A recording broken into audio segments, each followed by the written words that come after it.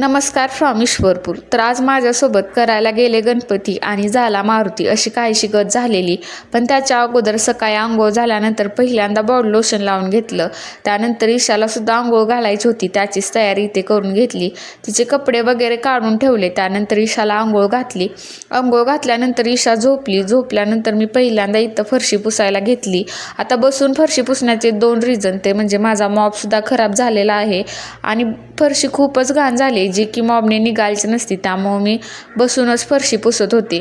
आता ईशा इथं झोपलेली, त्यामुळं माझं सगळं हळूहळू काम करायचं चाललेलं, कारण ती उठली की परत करू देणार नाही.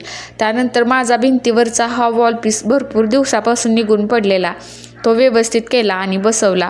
आणि त्यानंतर भिंत अशी काय दिसते, छोटीशीच मी डेकोर केले पण खूप छान दिसते. त्यानंतर यांच्या पॅन्टचा बेल्ट हुक निघून पडलेला, तो मी इथं बसवत होते आणि चक्क माझ्याकडून सुईच तुटून गेली.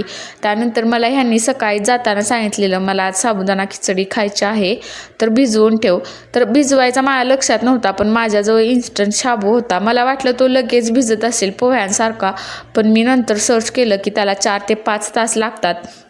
तर मी आपण जे साबुदाण्यासाठी प्रिपरेशन करतो ते अगोदरच करून घेतलेलं. मला वाटलं हे होईपर्यंत साबुदाणा भिजून जाईल, पण भिजलाच नव्हता.